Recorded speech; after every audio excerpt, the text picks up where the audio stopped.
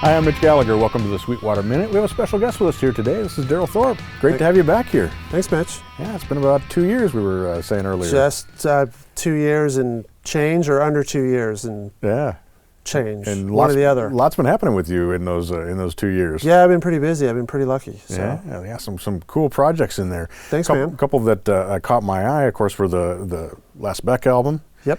Foo Fighters, yes. Concrete and Gold, and also Dave Grohl's Play. Yes. Let's talk a little bit about those. Tell us about those three projects and how they were different and how you approach a project like that. Which one? Well, let's start with the Beck project. Beck was, I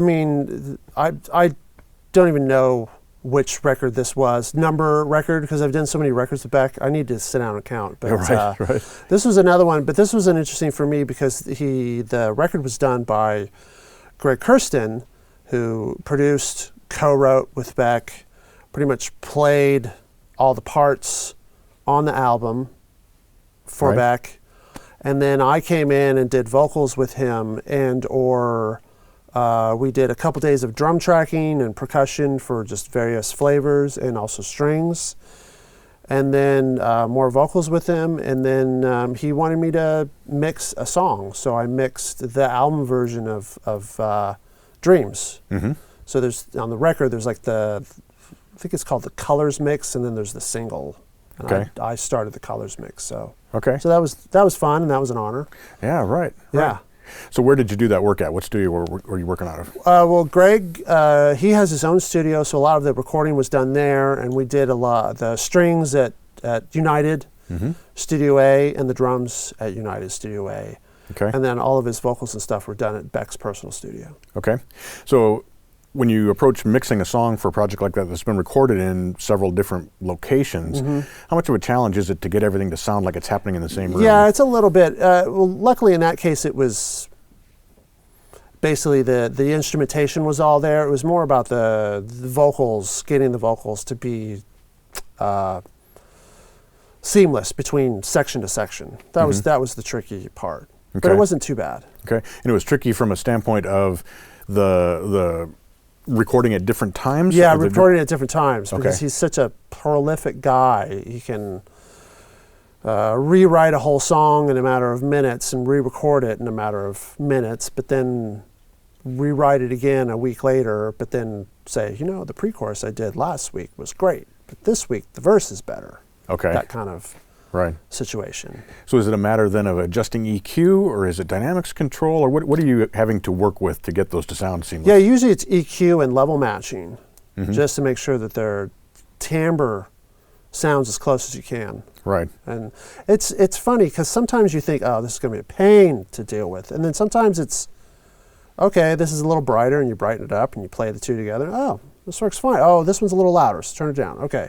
So you get lucky. So. Right. I assume you're using the same gear from week to week or whatever. It's just the difference in the voice. Yeah, difference in the voice, temperature, weather, blah blah blah, whatever. Right. All those things. All those things. Yeah. Right. So then tell us about the last Foo Fighters project. Oh yeah. Concrete and Gold. That was a fun one. Yeah. So what was the process?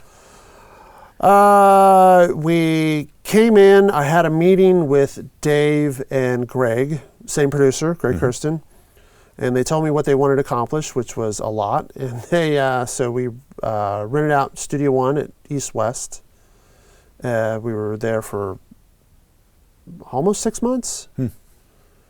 And they said, hey, we want to set up a bunch of different stations and just be able to record like different characters of drum sounds, guitar sounds, bass, blah, blah, blah, blah. But we want everything to stay set up all the time so we can just easily switch to, well, let's try this drum kit. We're not feeling that one. Switch over to that kit. Okay, that's the kit. That's the kit that's working for this song. So that's how we worked. Wow. So how many kits did you have set up? Four at a time. And they were all mic'd, all ready to go all the time? All mic'd, all ready to go all the time. That's a lot of inputs that you're managing. Yes, that was a lot of inputs. Right, yes, it was. Right. Were they tracking simultaneously, or were you layering parts? No, we were layering parts. They like to layer. So they piecemeal it. They like to focus on each part, one part at a time, as far as individual band member goes. So, which is how they're comfortable doing. So I'm assuming you start with the drums, or does it typically start with another instrument? No, it usually starts with the drums and then a bass or a guide guitar, get the drums down, and then bass or Dave would come in and Dave would lay his main guitar part down, then bass, then Pat, then Shifty. It changed song to song. Right. Song to song. And there was a couple days when in January when we were cranking through it. We'd start a new song one day, and then 2 or 3 days later we were starting another new song. And then was it one complete song, then move on to the next complete song? Yeah, we'd get it pretty freaking close. Get it pretty cooked as far as at least the main core of the song done, with possibly a few overdubs here and there. And then if Dave was feeling excited to sing, that he would try and do a vocal, or would do a vocal, should I say. So it was go with the flow, but it was great. Right. So when you have these different stations with multiple drum kits, and I'm assuming guitar amps and different things that you get in other instruments. Yeah, it's about 20 amps. Wow. Yeah. So do you have a go-to miking system that you use where you say, okay, we'll put the kits up and I'll put the same mics on all of them, or did you tailor the mics for each kit? No, I had to, because I don't have a mic locker that's big enough to support where I could say, besides your go-to Desert Island kind of 57 type microphones, I don't have a smorgasbord of Atlantises or 421s, so it's kind of like, well, let's put 421s on this kit on the toms, and then I know I put LA220, Lauten Audio 220s on another kit, and then I had an Atlantis as a mono overhead on one, and an Eden as a mono overhead on another one, and a Ribbon, a 44 on the more tight, funky kit, a FET on one of the kits, 2 Clarions on the other 2 kits, and LA 120s on the hats on 2 kits. It was quite a bit of, let me scratch my head about this for a minute, figure out where stuff needs to go. Right. So you mentioned 20 amplifiers. Were they all set up, or were you really, and they were all mic'd all the time? All mic'd all the time. Wow. So yeah, you really had to have a deep selection of microphones. Well, I went to my storage unit and I pulled everything that I own out of there and brought it. And then the Foo Fighters, they have a studio as well. And they were like, well, Darrell, if you want stuff from that, we can pull, but we need to keep that mic locker kind of untouched as far as, but if there's a few things you want, we'll grab from them. So I grabbed stuff from there. But at the same token, I had to be cool because East West does have 2 other big tracking rooms, so I couldn't go up there and just go, I'm taking everything. Right. I had to be like, right. So. Right, but that's a challenge just beyond microphones, just to have enough inputs. Yeah, it was. I mean, how many inputs were you using? How many? Well, so the cheater part is what I did was I had 2 drum kit inputs. The drums were mic'd, cables were ran, and then when somebody would say, let's do this kit, I would tell my assistant, put it in chain A. Okay. And then I had 2, like chain A and chain B. And then guitar amp wise, I had 2 chains for each member.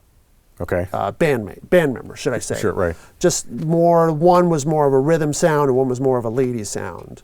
Okay. And they did have their own particular amps that they like to play on all the time. And then there was some more auxiliary kind of stuff that was like, oh, let's try this. This could be cool for this part. Then you just swap the cables. And I would just swap the cables around. Got it. Because it would just take seconds to do. Right. So kind of a manual patching kind of. A manual patching thing. And for the most part, the levels are very similar. It was just a little quick level adjustment. Right. Here and there.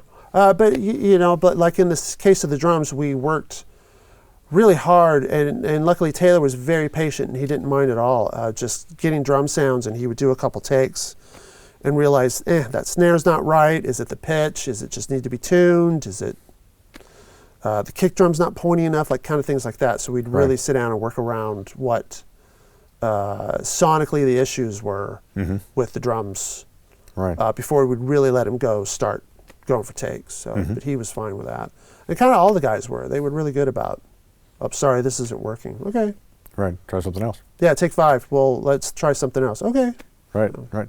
So when you say chains, I'm assuming that includes the preamp and any Yes. outboard processing? Yeah, all my preamps, my busing, my compression, EQ, everything going to Pro Tools and or tape was the same every time. Were you working a lot to tape on that project? The drums always were going to tape, and then we dump, and I comp from the tape dump.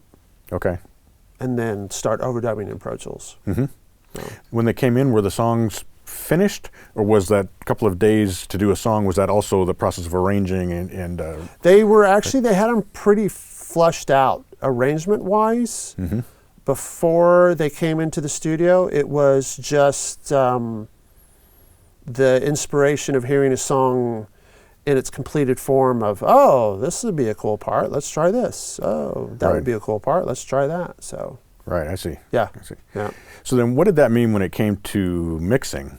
Then having all of these disparate kits and amplifiers and all these things to try and make it sound like a cohesive record? Well, my thing is, and Greg was very appreciative because he realized right away what I was doing was anytime we would do an overdub or we'd start a song, I would get the drums down, get a comp, and then whoever would come in next, whether it be bass or guitar, they'd lay their part down, and I'd realize, well, the snare's a little too dark.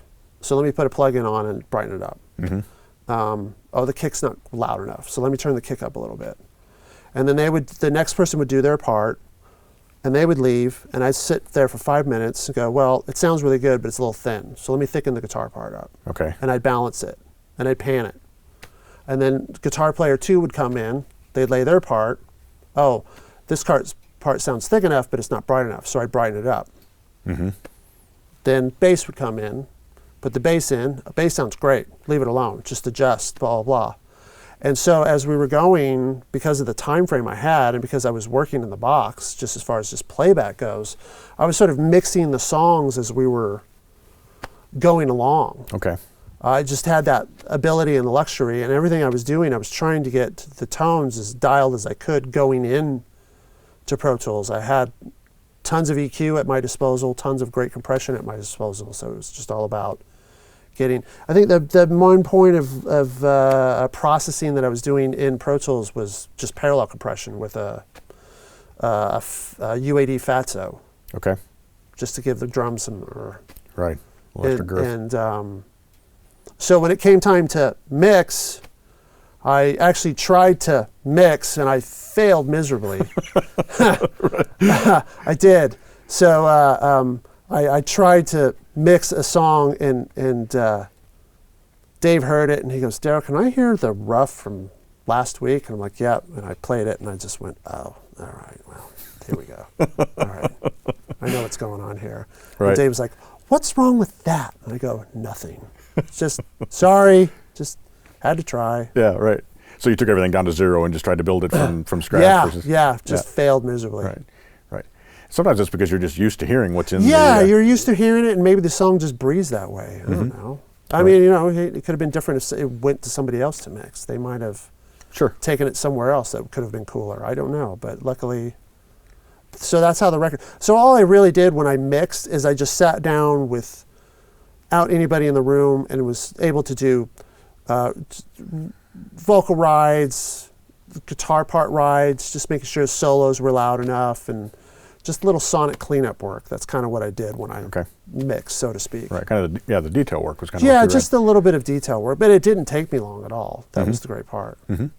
You mentioned plugins several times. Were you also using hardware processing, or were you doing everything in the box? No, I was keeping it all in the box because when I tried to split things out, it changed a lot, which it does sometimes. And I think at that point, everybody in the band was so used to hearing it the way it was, they just didn't want it to. It's like, dude, it's good. Just clean it up. Okay, right. Fair. Right. So do you have favorite processors that you'll reach to, for example, a bass compressor or a vocal compressor, or does it change for every song? No, I have favorites. I'm a little bit of a creature of habit in that sense. I mean, you can never go wrong with a Blackface 1176 for bass. You can never go wrong with either a Blackface or a Blue Stripe for vocal, compressor-wise. Right. Never go wrong. Right. In my opinion. And particular EQs that you reach for? Man, that's a little bit more of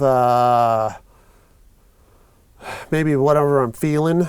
1073 is always a fave, but a 550, API 550 is always a good backup on everything. Right. And at the same token, like an SSL E series EQ sounds great on everything. So can't go wrong there.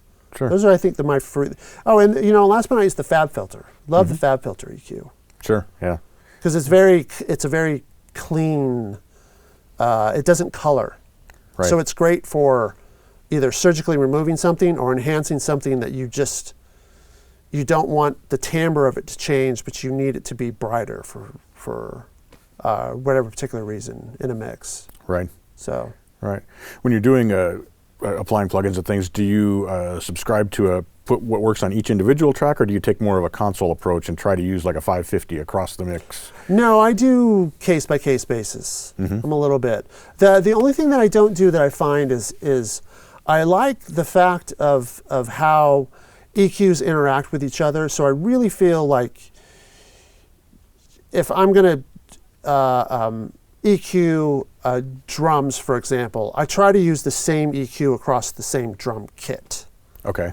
Because I still feel like there's, and especially in the way a lot of plugins are modeled now with the transformer, the tonality of what an I/O or a channel strip used to be like.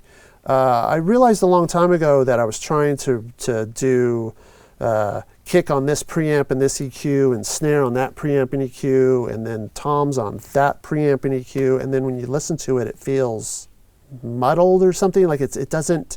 And the reason being is like, oh my gosh, a Neve is slow, but an API is really fast, but then the channelers are super fast. So you've got all these preamps working at different speeds, so to speak, and by the time it hits your ear, it doesn't feel cohesive. But when you record across the same mic pre EQ chain, channel strip, or Neve, or a API preamp with a Neve EQ, like then things feel more cohesive because they're kind of reaching your ear at the same time. So I'd stick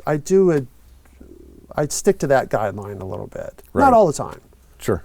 But I feel like it's a good thing just to stick with one EQ compression set for drums, but then do something different for the bass. Okay. But then if there's two guitar parts that are doubled, I do the same chain for those parts. Right. What about your two bus? Yeah. Do you mix into a chain? Do you apply processing afterward? Or do you not use any processing? How do you approach that? I usually start with my two bus processing off. I get the mix going to a certain degree of, I don't know where, I'll just be like, time to turn something on. And it's usually, I'll start with some compression, light compression, then a little EQ, and then last but not least, like usually a little tape emulation, which is usually like the UA ATR 102 is amazing. And I'll putz with that between 30 IPs, 15 IPs, the different tapes, the GP9, the 456, 499, GP9, and 250. And sometimes the tape calibration level. And I'll just putz with that to figure out what sounds good for that program, that song. Okay. Sometimes 15 IPs wins, sometimes 30 IPs wins, it depends. And then from there, I'll realize that adding a little bit of compression, it's pushing my kick and my snare down a little bit. And the tape emulation is making my bass feel a little woolly sounding. So I'll go down and readjust the kick and the snare level to kind of feed into the compressor, and then I feel my mix starting to get tighter. And then back down bass, kind of notch out a little low mid there, and it's kind of snapping up a little bit in the center sections, or right in the center image, excuse me.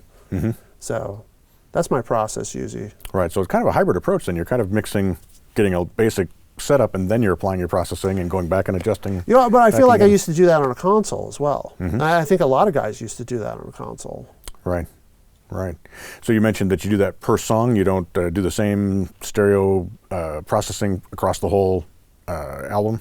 Yeah, no, I do it, once I get my stereo chain going, especially on the first song, I kind of feel like that's the template. Okay. It may change settings-wise slightly, but I'll generally keep it the same so song 1 feels the same as song 10. Okay. Right. A ballad might sound better at 15 IPS on the ATR, but the faster up-tempo stuff sounds better at 30 IPS. That kind of thing. Sure. But it's usually the same tape and the same calibration level. Got it. Right. So how close is what you deliver to the mastering engineer to what you get back? It depends on how aggressive the mastering engineer is, but as of recently, a lot of mastering engineers have told me, I don't know, dude, your stuff sounds pretty good. I don't know if I should touch it much. What do you want me to do to it? Right. And I'm like, well, I kind of feel like maybe it should just be a little bit louder. And can you add a little bit more low in, some really subby stuff to just make it feel a little bigger? Sure. Mm-hmm.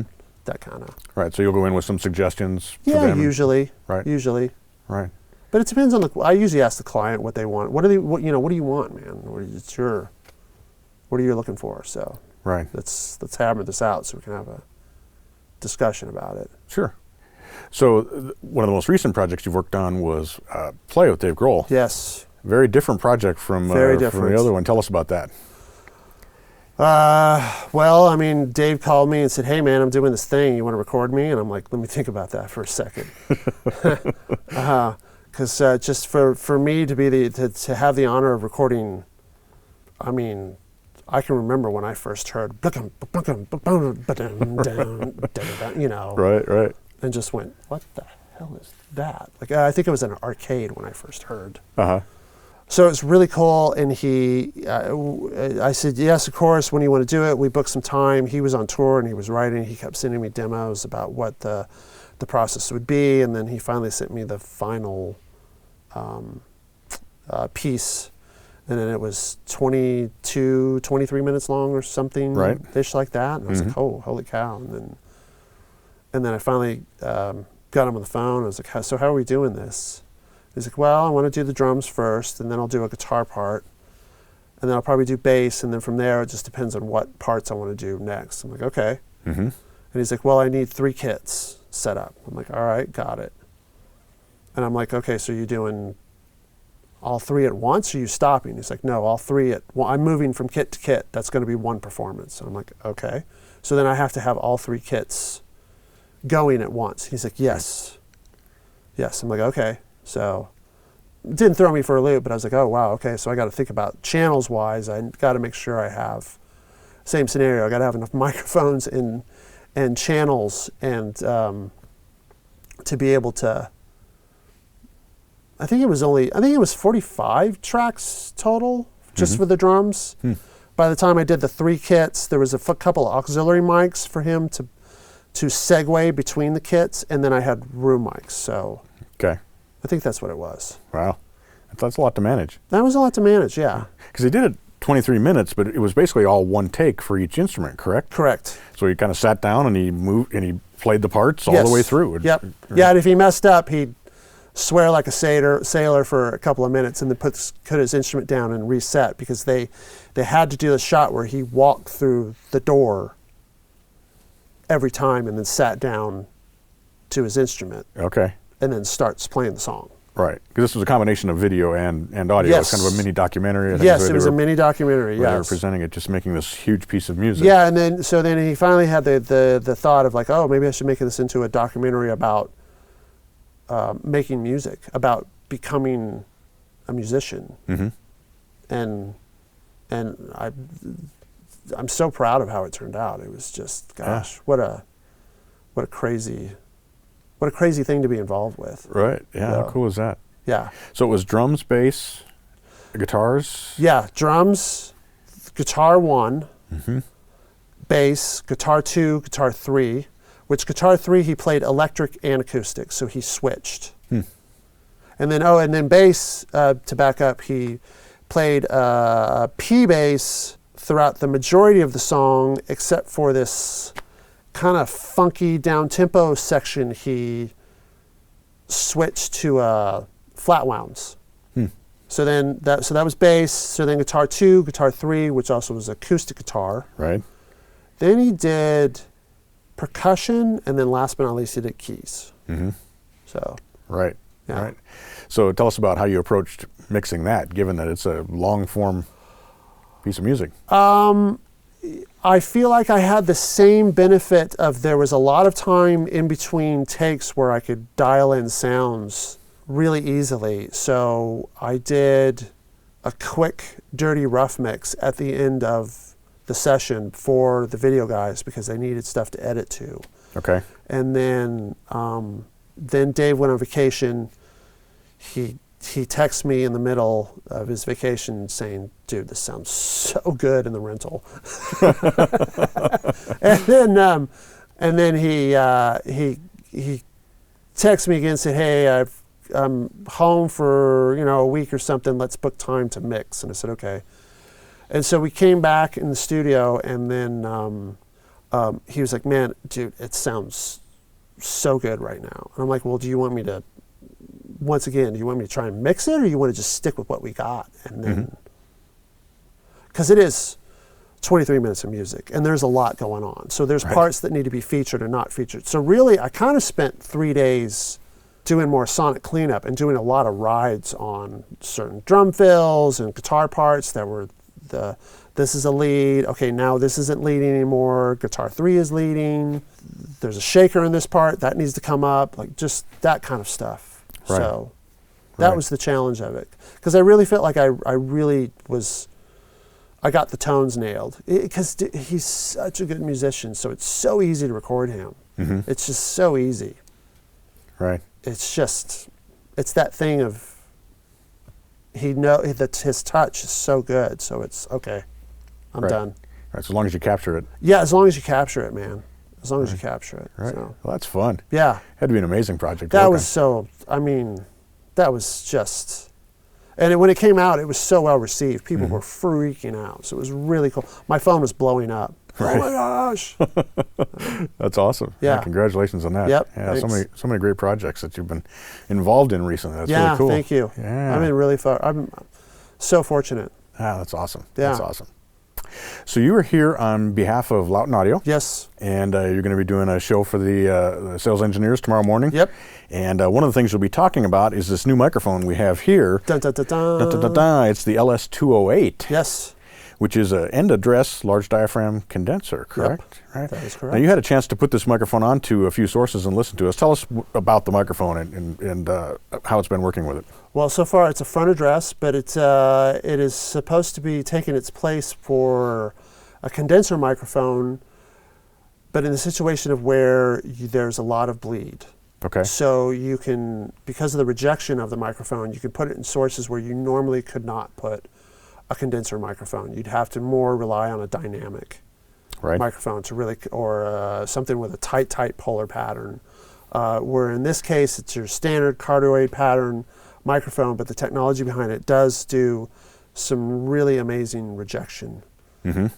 So it works great in a live application where a singer's in a room with a bunch of musicians and you want to go for a take, so to speak. Right.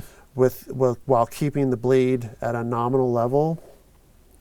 That's going to do it for you. This is going to do it for you. And it still has the low end and the clarity that a condenser normally has, which is where with a dynamic, dynamics have their place in life, but it's, me personally, I've always preferred condensers on vocals, just me personally. Right. And do you think of this primarily as a vocal mic, or do you use it on instruments as well? No, because funny enough, I've done most of my testing on instruments just to see what it really can do. I have used it on guitar amp, and it's performed amazingly well. I used it on a bass amp, and funny enough, the bass amp was in the room with, it was, the band's called the Revivalists, and they're an 8-piece an 8-piece band. Right. And they were all in the room together. And so I was like, well, let me put it on the bass amp and just see what kind of rejection I get out of it. And it was really amazing. Still full range, lots of low end coming from it. The high mid was great because I was getting a little bit more of that 4K, 5K kind of bump where you sort of need to get that growl out of the bass, just to sort of get it to poke through the mix. I mean, you hear the low end, but you want some high frequency to cut. Right. So you sort of hear you hear the note as well as not just feeling the note. So that was amazing. I tried it on toms, which was great because it was really rejecting the cymbal, especially when the drummer would go over and bash away on the ride or the ride crash. Right. Snare top, same thing, really rejecting the hi-hat. Did you try it on kick drum? I did try it on kick drum, yeah. I did try it on kick drum. I had it next to a 47 FET, and it held up really well. The attack's great, and the low end is really good on it. Nice. So, nice. Yeah, and the front address really helps your cause too, because it's just easier to point in a certain direction, so to speak, than most other kick drum microphones. So that's always my big. Sure. Trying to get them where I want them. Right. So with condensers, sometimes you can have almost too much high-end articulation or bottom end, but this actually has some control for shaping that. Yes, it does. So you've got a 2-position high cut and a 2-position low cut, and the high cut's at an 8 and a 10K, and I understand you're like, whoa, 8K? It's sort of like it says 8K, but it's sort of like that's the sort of tuning point to sort of tame things down more than it is to just completely lob them off. Right. And the same thing goes with the low cut. So it's a 50 hertz and a 120 hertz situation where, and 50 would be good on kind of an instrument situation, but 120 would be good on a vocal. Right. Just to get low end rumble. Because the mic does pick up some low frequency stuff down in the 80, 70 hertz range. So on a vocal, especially in a live environment, like it's cut up there at the 120 would clean it up really good. Sure. Really well. Yeah, because it is intended, as you mentioned, for both studio and for live applications. Yes. And so being able to shape that bottom end especially. Yeah, no, I'm happy with it. I'm really happy with it. And then a good friend of mine, I work for a producer, his name Dave Cobb in Nashville, and I called him and I said, hey man, you want to try something new? And he was like, sure. And he's normally an SM7 guy because of the singing live in the room together, but this was, he was like, man, this just replaced my SM7. Wow, how about that? Yeah.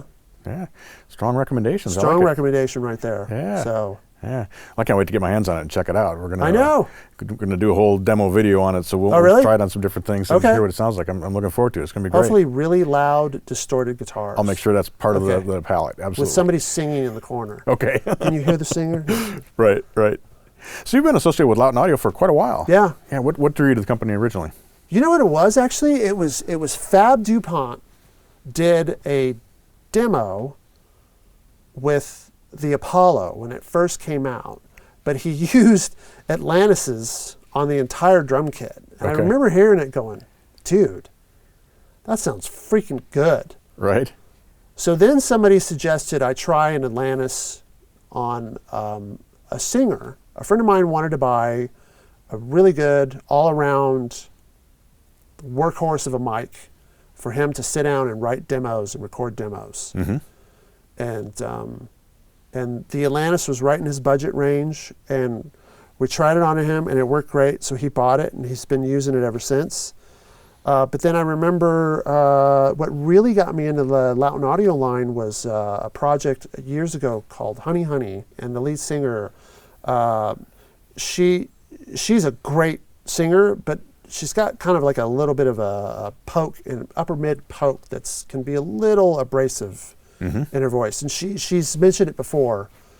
And no matter what I did to try and tame it down, switching microphones out, it never sounded good to her, and it really never sounded good to her in her headphones. She had a really hard time. And I was really scratching my head, like, what can I do? And then I remembered, oh, the Atlantis. So I called a friend. He got me one ASAP. I stuck it up in front of her, and then boom. She sang. She put her headphones on. She sang. Oh my God, I can hear myself. This is amazing. And what do you know? Boom. Because we were tracking live with most of the band in the room. The drums were the only thing isolated. So we were trying to go for live takes, and she's such a great singer; she can do it, no problem. Right. And so that was the big turning point to me of just like, wow, this is a really cool microphone company. So I should really research and try out their other products. And then lo and behold, I met the owner a couple months later, and then now we're freaking good friends. So hey, that's awesome. It's a win-win. Yeah, that works for everybody. Yep. That's so cool. Well, Darrell, so glad you took time to stop by and thanks, man. you're going to demonstrate the microphone for the sales engineers and to share your wisdom with us here today. It's always a pleasure to have you here. Yes, thank you so much for having me. Let's make sure it's not 2 years next time. Come on back soon. It probably won't be. Anytime, man. Cheers, man. Thanks so much. You Thanks bet. for having me. Thank you. And thank you for joining me for the Sweetwater Minute. I'm Mitch Gallagher.